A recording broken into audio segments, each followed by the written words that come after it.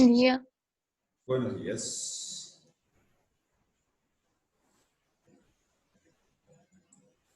Buen día, profe. Bueno, vamos arrancando entonces el día. Hola, buen día. Buen día, buen día. Hola, buen día, profe. Buen día. Buen día. Día. Bueno, entonces, nosotros estábamos en fisiología digestiva y estábamos en el tema de comprender. Sí, estábamos entendiendo, bueno, qué era eso de las concentraciones de protones y qué tenía que ver con lo que llamamos pH, qué tiene que ver con lo que tiene que ver las concentraciones de protones con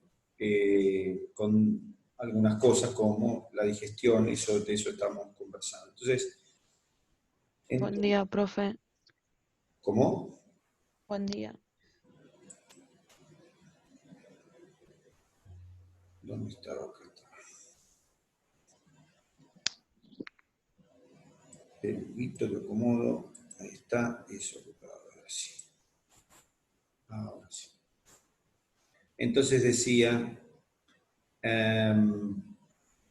que el pH es una concentración de protones, que el concepto de pH nos lleva al concepto de acidez, que acidez hace referencia a una concentración determinada de protones. Podríamos llamarle alcalinidad también, y determinar una cantidad, determinar la cantidad de álcalis que hay en un medio, y en virtud de eso determinar cómo está el medio constituido, o qué constitución, en parte, qué constitución tiene el medio. O sea que el determinar cuál es la acidez es una forma de ver un comportamiento de un medio, no es otra cosa más que eso.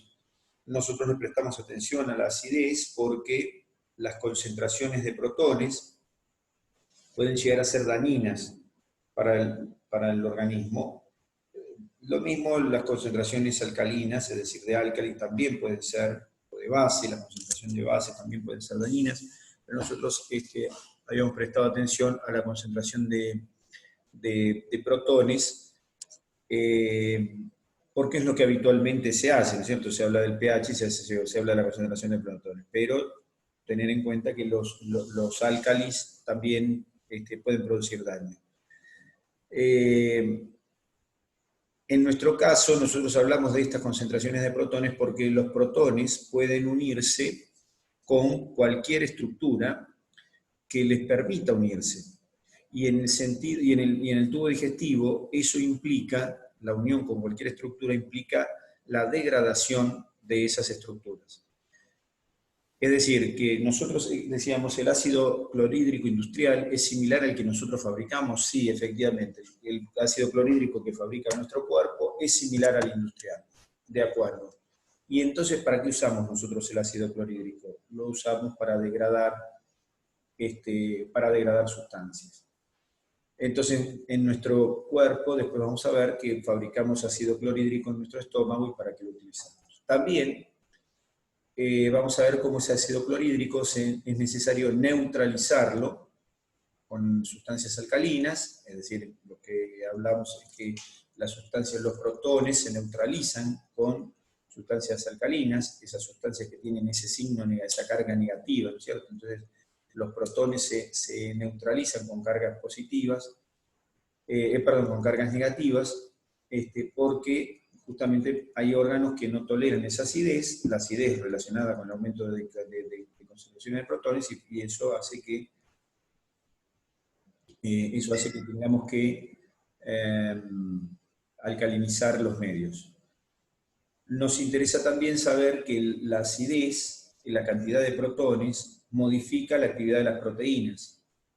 Es decir, que las proteínas con una cantidad de protones excesiva, es decir, cuando hay acidosis en un medio, cuando un medio está ácido, las proteínas tienen tendencia a perder su estructura, primero la estructura cuaternaria, luego la estructura terciaria, y si es necesario la secundaria y la primaria, pero ya con perder la estructura cuaternaria y la terciaria, la proteína cambia su forma, y eso lo llamamos desnaturalización de la proteína, que ya es suficiente para que no actúe.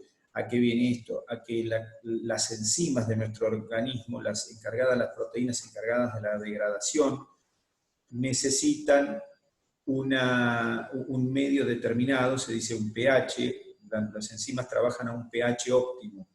Es decir, un pH óptimo es la concentración de protones adecuada para que esa enzima trabaje. Si las concentraciones de protones son muy elevadas para una enzima determinada, entonces esa enzima deja de trabajar porque se desnaturaliza. Lo mismo pasa si el medio es demasiado alcalino. Estos son medios también de regulación de las enzimas para que no tengan actividad fuera de los lugares en los que deben actuar. Entonces, las enzimas, que son nuestras herramientas de trabajo, son nuestros cúter, por llamarlo de alguna manera, o nuestros ensambladores, esas enzimas trabajan con una concentración determinada de protones. Si no tienen esas concentraciones determinadas de protones, entonces no trabajan de forma adecuada. Entonces, bueno, tener en cuenta esto de que las concentraciones de protones entonces determinan la actividad enzimática. Las preconcentraciones de protones modifican las estructuras que podemos ingerir, las modifican de modo tal que eso es parte de la digestión, ¿no es cierto? El digerir implica también utilizar las sustancias alcalinas. Las sustancias, los protones pueden degradar nuestro propio organismo, por lo que hay que neutralizarlos.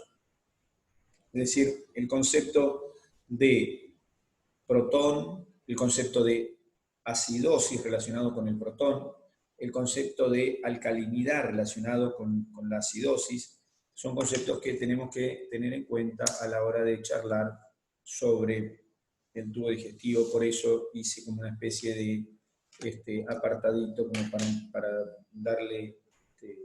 darle marco a la acidez. Entonces, el concepto de pH, concentración de protones, menos logaritmo, no importa si es concentración de protones, que mide ese pH, grandes concentraciones de protones. Es decir, que los números no dicen, cuando uno dice pH 2, no es que hay 2 protones, cuando dice uno pH 3, no es que hay 3 protones, sino que eso mide una cifra sideral de protones. Calculen ustedes que un protón es un hidrógeno que perdió un electrón, motivo por el cual hay millones de millones de millones. De hecho, el hidrógeno es el elemento más abundante en el universo. Bueno, ahora esos protones que en nuestro cuerpo pierdan sus electrones, que son millones, le llamamos entonces, perdón, esos hidrógenos que pierdan sus electrones, le llamamos protones. Bueno, una vez hecha la salvedad de nada, ese tema que habitualmente lo ven en bioquímica, yo siempre le doy una palabrita así mínima como para tener en cuenta el tema de los protones, de la acidez, que lo vamos a mencionar igualmente.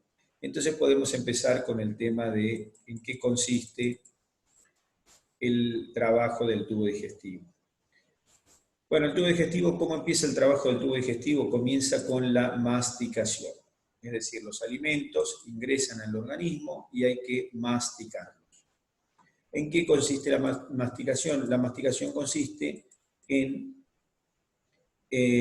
desmenuzar, en disminuir el tamaño de las ya no moléculas, es el tamaño estructural de aquello que ingerimos. Es decir, si comemos un pedazo de pan, cuando lo masticamos no lo llevamos a molécula, no lo llevamos al estado molecular, lo llevamos a un estado multimolecular, ¿no es cierto? Un estado en el que lo único que hacemos es fraccionar ese alimento, es decir, lo único que hacemos es fraccionarlo.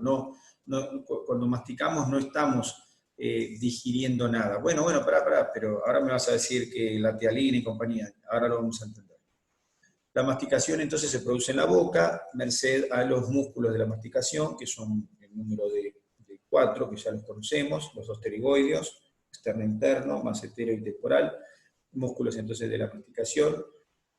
La masticación consiste en elevar la mandíbula y moverla lateralmente, de modo tal que el alimento sea triturado y desmenuzado.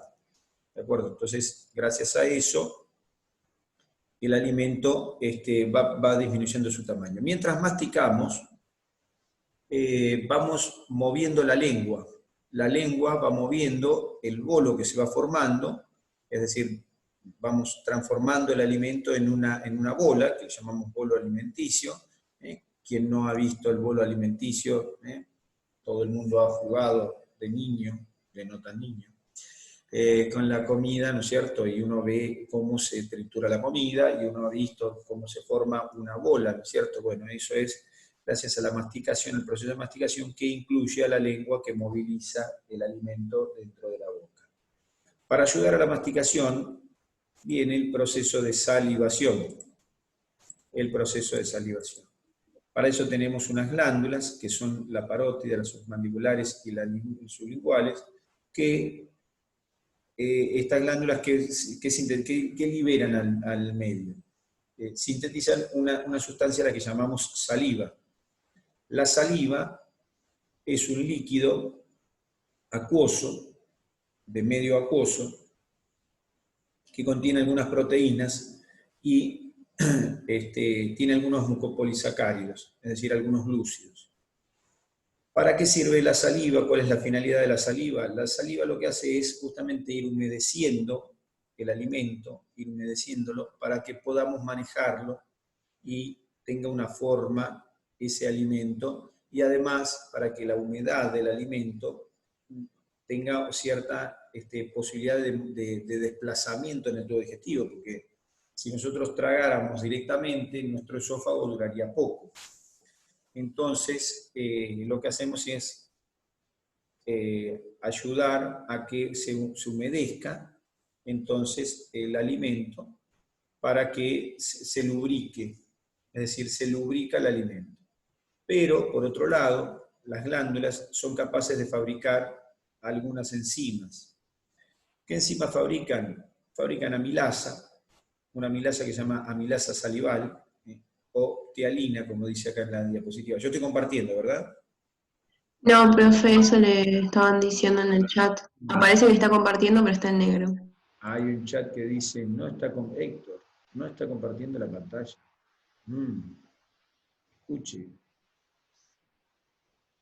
Escuche, Don. A ver, dejar de compartir. Volver a compartir. ¿Ahí comparte? Sí. Ahora sí. Bueno, entonces, músculos de la masticación, perfecto. Entonces, decía, en la saliva hay secreción de una enzima que se llama tialina. El pH de la saliva, como dice acá, ¿ven?, es levemente ácido. Esa acidez del pH permite que esta enzima trabaje. Esta enzima trabaja en pH levemente ácido. Ahora, el problema con la amilasa, ¿cuál es? O la tialina. La amilasa salival es una enzima que tiene actividad con este pH, pero nosotros masticamos y tragamos el alimento. ¿Cuánto tiempo está el alimento en nuestra boca? No sé, póngale 10 segundos, menos. 4 o 5 segundos está una bocanada de alimento. Entonces la saliva, vamos a ponerle 7 segundos, qué sé yo, depende de lo que estamos masticando. Pero esta enzima no tiene capacidad de actividad en la boca por el tiempo en que está. Una enzima, y este es otro concepto que hay que tener en cuenta siempre, una enzima actúa por contacto. No puede actuar si no tiene contacto con lo que va a degradar o con lo que va a formar. Es decir, la enzima tiene que tomar contacto directo con el sustrato. Para poder el sustrato unirlo, tiene necesidad de, justamente, o unirlo o separarlo, tiene necesidad de unirse a él. Entonces, la consecuencia de la actividad de la enzima está relacionada con la unión de la enzima al sustrato. Por ejemplo, podría ser esto en cualquiera de los dos sentidos, es decir, en un sentido o en otro.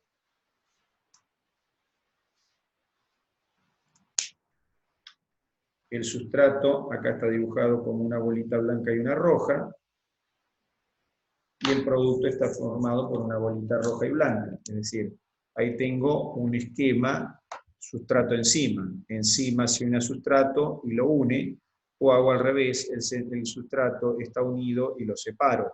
Cualquiera de las dos, depende de la enzima, lo que va a hacer.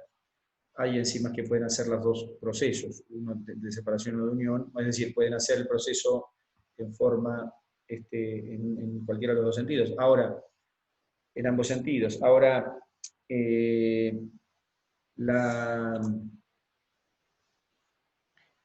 las enzimas, entonces, tienen actividad por unión al sustrato. Ahora, si el sustrato, este mismo sustrato, está metido, vamos a ponerle así o así, cualquiera de los dos sustratos, para que quede claro. Si cualquiera de los dos sustratos están metidos en una maraña de otras estructuras, como puede ser un alimento, entonces las enzimas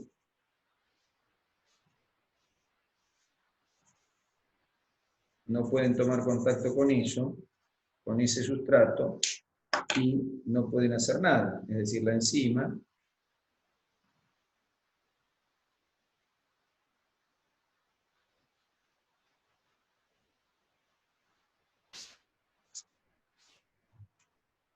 ¿ven? Ahí está. Entonces tengo, en este sistema, la enzima toma contacto con el sustrato y lo transforma, o al revés, la enzima toma contacto con el sustrato y lo transforma en productos. Bueno, si los sustratos están dentro de una bola gigante, la enzima no puede tomar contacto con ese sustrato y la consecuencia es que no puede tener actividad. Ese es el motivo por el cual en la boca la actividad enzimática es bastante pobre. ¿Por qué? Porque las moléculas sobre las cuales tiene actividad esta enzima, también hay una lipasa lingual, de menor actividad todavía, la actividad de esta enzima depende del contacto con el sustrato, y el sustrato está metido en los alimentos que recién empezamos a masticar. De hecho, cuando los trituramos ya los tragamos. Ahora, cuando cae esto al estómago, la amilasa no tiene actividad. ¿Por qué? Porque el pH del estómago ya no es levemente ácido, de modo tal que la enzima se inactiva. Por eso, la tialina en nosotros no tiene, gran actividad. En otros animales puede tener bastante más actividad. ¿En qué animales puede tener actividad la amilasa? Esta amilasa salival o tialina. ¿En qué animales podrá tener utilidad esta enzima? En la vaca, por ejemplo. Bien, en los herbívoros, en las vacas, tiene mucha utilidad, lógicamente, porque la vaca mastica varias veces la misma comida, pero además mastica bastante rato. Si ustedes miran la vaca que está pastando, van a ver que la vaca está todo el día, dale, que dale. Bueno, para ella la saliva, la amilasa salival es importante. Para los herbívoros es importante, para nosotros ha perdido importancia en la medida en que hemos ido modificando nuestra dieta, a medida que el humano empezó a tener una dieta omnívora, entonces esta enzima ha ido perdiendo importancia. Pero es secretada. ¿Quién secreta la saliva? La secreta las glándulas salivales. ¿Cuál es la glándula salival que fabrica la tialina? Bueno, todas pueden fabricar tialina. pero la parótida es la que más tialina fabrica. La parótida tiene una secreción más rica en tialina, es decir, la tialina es una proteína, entonces tiene una secreción proteica más abundante, y eso hace que nosotros la veamos, como se ve acá, con una tinción de hematoxilina y eosina, la podemos ver con este color, es decir, que está tomando más el colorante eosina, es decir, más el colorante ácido, porque la constitución de la proteína justamente hace que tome este colorante.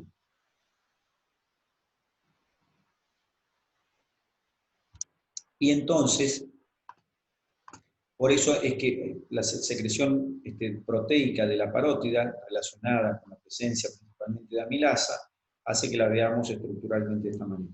Pero las otras glándulas también tienen secreción de alguna proteína, como puede ser algo de amilasa también, algo de lipasa, algunas otras proteínas que se secretan en la salivación, en la saliva. Entonces, bueno, también tienen esa coloración parte de ello, pero la secreción mucosa de las otras glándulas, como habíamos mencionado la otra vez en la anatomía de estas glándulas, la secreción mucosa hace que tengan un color distinto. Pero, en definitiva, nada, lo que me interesa es que hay una secreción mixta, es decir, hay una secreción mucosa, que en la sublingual se ve en mayor medida, una secreción serosa o proteica, que se ve en mayor medida en la parótida, y en conjunto se forma la saliva. Ahora, ¿la saliva se forma permanentemente? Sí. Todo el día secretamos saliva, nuestras glándulas no pueden parar de fabricar saliva. Eso es simplemente porque están hechas de células, las células viven y no tienen manera de evitar secretar saliva. Para la secreción de saliva, tenemos unas células que son las células acinares. El acino es como una pelota, y eso ya lo habíamos visto. El acino es como una pelota, que tiene un conducto de salida. Perfecto. ¿De qué está hecha la pelota? La pelota está hecha de células. Está hecha de células acinares. Las células acinares se disponen como si fueran los gajos de una pelota. Entonces yo dibujo acá, primero dibujo como si fuera una bola, luego le dibujo las células, ahí vemos, ¿ve? Ahí lo dibujo como bola, ahí lo dibujo como bola de células. Ahora le hago un corte,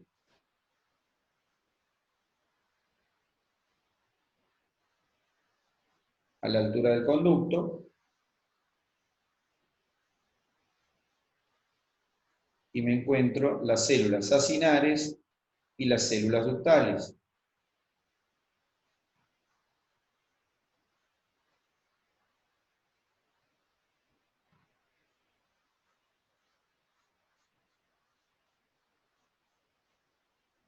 Las células ductales constantemente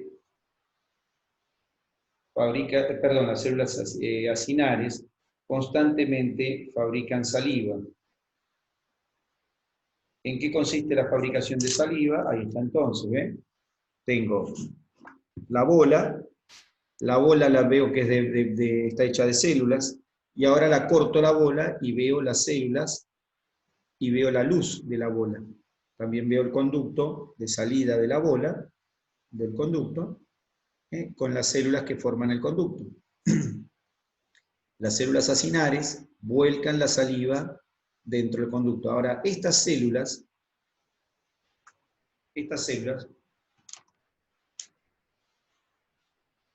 están en contacto con, a ver si dibujo así, si alguno se da cuenta con qué están en contacto.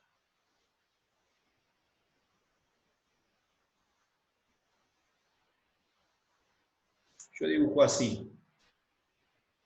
Digo, estas células están en contacto con esto, con lo naranja. ¿Qué será lo naranja? Una glándula. ¿Cómo? Sangre. Una glándula. No es sangre. ¿Y qué otra más dijeron? Glándula. Bueno, pero la glándula es esto. La glándula, esto es glándula. Estas células son las que fabrican la saliva. Ahora, estas células fabrican saliva por acción de solas, Nervios. de por sí, y por acción de esto. ¿Qué es esto? ¿Algún tejido nervioso? Axones, muy bien, son axones. ¿Está bien? Son axones que modulan la actividad de estas glándulas. Nosotros dijimos que los axones podían terminar solamente en 3 tipos de células. ¿Cuáles son los 3 tipos de células en que terminan los axones? Glándulas, Muscular. otras neuronas Sí, y nervioso. células musculares. Perfecto. ¿De acuerdo? Y este es el ejemplo. Entonces ahí tenemos el ejemplo de axones tomando contacto con estas células. Ahora, ¿estas células qué hacen? Estas células fabrican saliva. Y la saliva la fabrican dentro de ellas. Y la liberan al medio. Liberan la saliva en forma de gránulos que tienen adentro, y luego el contenido de esos gránulos se reúne dentro de la luz. Ahora hacemos ahora la glándula, a ver, un poquito.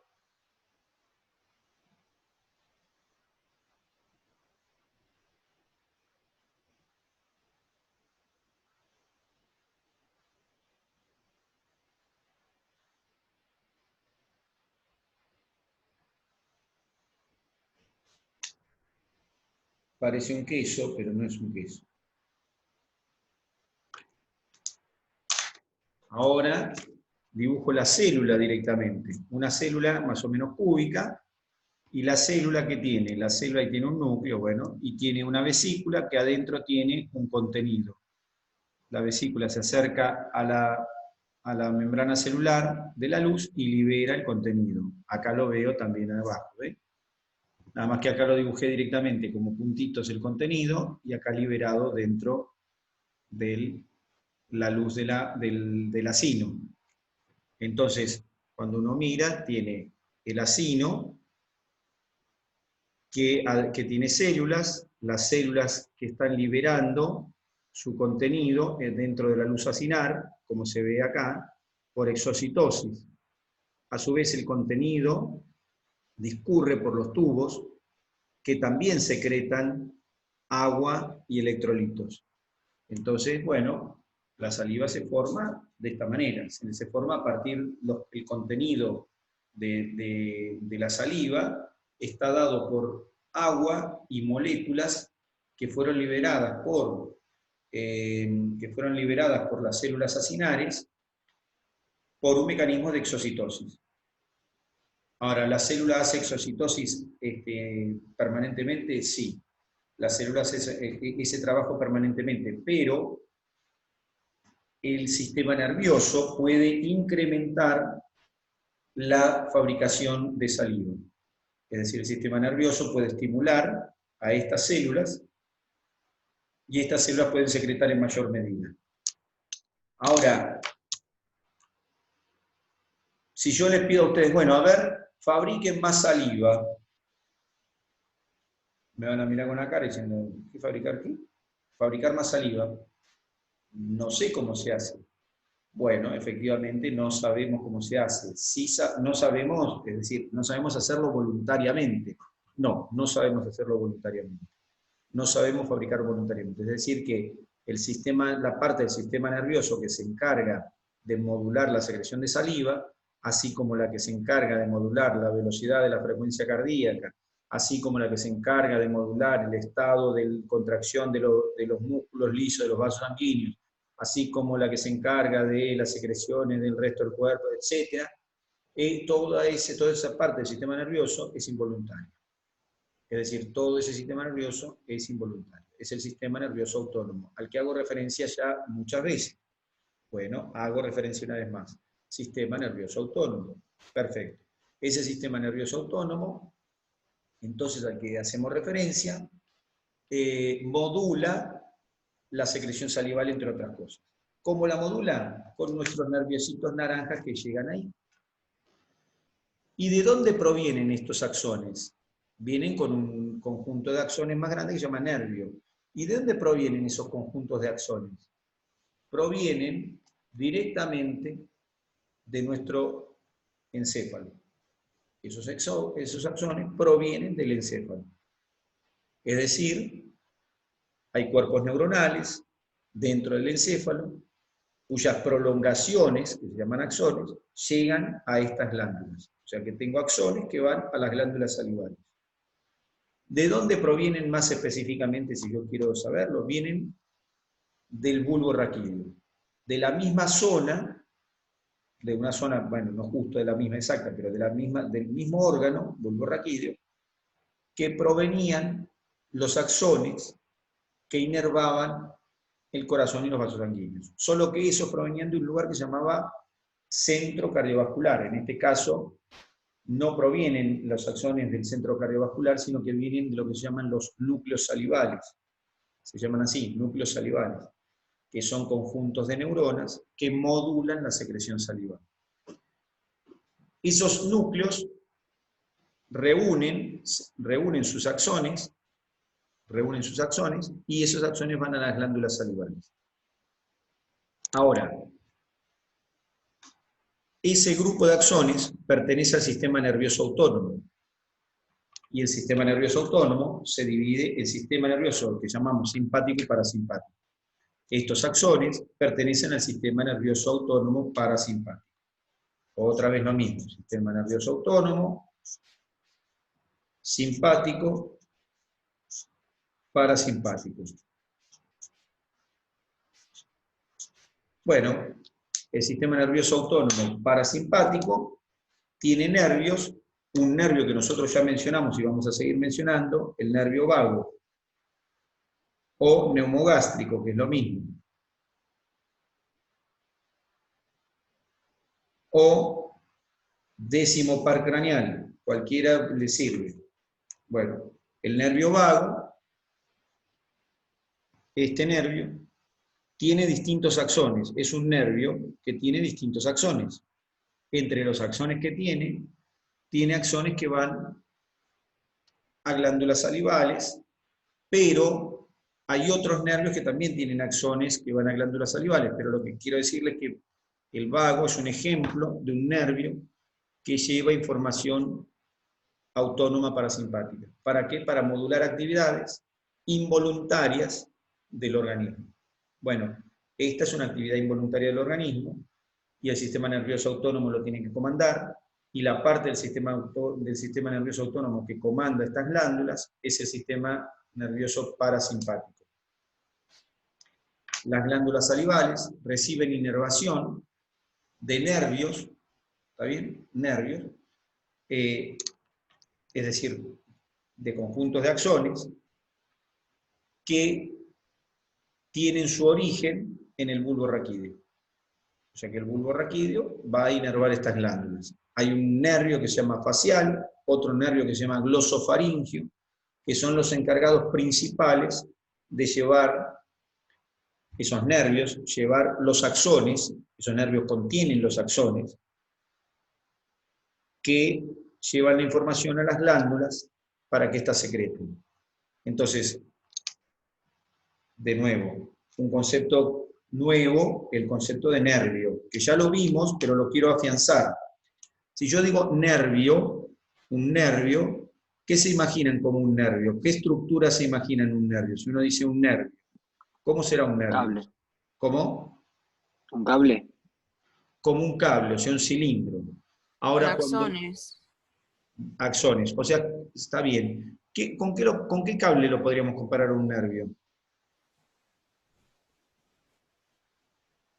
Hay un tipo de cable que todos conocen, que es el cable coaxil, ¿o no? Es un cable grueso que tiene adentro decenas de cablecitos chiquititos de distintos colores. ¿Lo vieron alguna vez o no? Un cable coaxil, los cables que se utilizan para llevar información, no sé, de internet, información, no son los que llegan, bueno, los que llegan a nuestra casa, no sé si los cortaron alguna vez, pero si los cortan van a ver que tienen 7, 10 cablecitos adentro. Es un cable que adentro tiene un montón de cablecitos de colores. Bueno, así es un nervio, solo que en vez de haber cablecitos de colores, adentro de ese cable, en vez de haber filamentos de colores, hay filamentos que no son filamentos, son axones. O sea que un nervio es un cilindro que adentro tiene miles de cilindritos.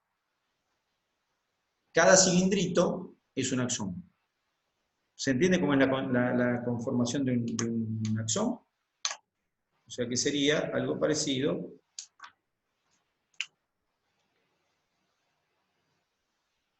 Esto sería como un segmento de axón. Lo dibujo así, pero no, acá quedan lugares en blanco, pero la realidad es que no hay lugares en blanco. ¿Ve? Ahí, esto sería un axón, un nervio. Y cada hilito es un axón. A su vez, cada axón es hueco. ¿Por qué? Porque adentro tiene citoplasma, es una membrana plasmática con citoplasma alrededor. Entonces, queda hueco. No es que adentro el cable, este grandote, este cable no es que tiene adentro estructuras macizas. Las estructuras son huecas con contenido adentro. ¿Qué contenido? Citoplasma. O sea que esos cables, que llamamos axones, son como cable coaxil, que llamamos nervios, son como cable coaxil que adentro tienen esos cablecitos más chicos que son axones. Esa estructura nervio hay que tenerla siempre en cuenta. ¿Dónde hay nervios en el cuerpo? Por todos lados, pero llegan a las glándulas, las células musculares. Por ¿Y una ejemplo, en más? la mano, ¿hay nervios en la mano? Sí, Sí. ¿Y por qué? ¿A dónde van? porque están las células musculares. Exacto. ¿Se entiende? Como hay músculo, hay nervio. Si no hay nervio, el músculo no funciona. Entonces, tiene que haber nervios. Si yo hago una disección, corto por ejemplo acá, hago un corte en la muñeca, o hago un corte así en la muñeca, abro, y encuentro por lo menos, acá en este segmento acá, voy a encontrar por lo menos pasando así, como mínimo 3 nervios, conjuntos de axones. Voy a ver el nervio ulnar o cubital, voy a ver el nervio mediano, y voy a ver el nervio radial. Los 3, si yo los trato de sacar, me doy cuenta que los nervios están dejando cablecitos en todos lados, se me hace difícil sacarlos. ¿Por qué? Porque están dando ramitas para cada lugar, para cada paquete de músculo que hay, para cada musculito, y dentro de cada musculito para cada fibra. Entonces los nervios no los puedo sacar. Están ahí, los veo, pero no los puedo sacar porque no son cables comunes, van dejando ramales. ¿Está bien? Van dejando ramitas. Bueno, perfecto. Profe, Sí. perdón, ¿cómo se llama el de las salivas? O sea, tenemos el nervio facial. ¿Y cuál era el otro? Neumogástrico no. Facial y glosofaringio. Gracias. Facial y glosofaringio. ¿Está bien? Estos nervios, facial y glosofaringio, son los que inervan principalmente las glándulas salivales. Facial y glosofaringio. Esos nervios se llaman así porque por los lugares donde van, pero no es lo único que inervan. Hay ramas de esos nervios que inervan esto, y otras ramas que sirven para otras cosas. El nervio facial, por ejemplo, inerva, no sé, los músculos de la mímica. Los músculos de la mímica están inervados también por el facial. O sea que el facial no solo lleva información para que la glándula salival secrete, sino que lleva información también para que yo pueda mover los músculos de la cara. Bien. Entonces, los nervios tienen axones que van a ir a parar a glándulas, a músculos o a otras neuronas.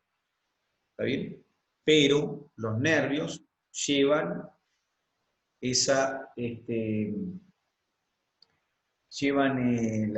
la posibilidad de modificar, entonces,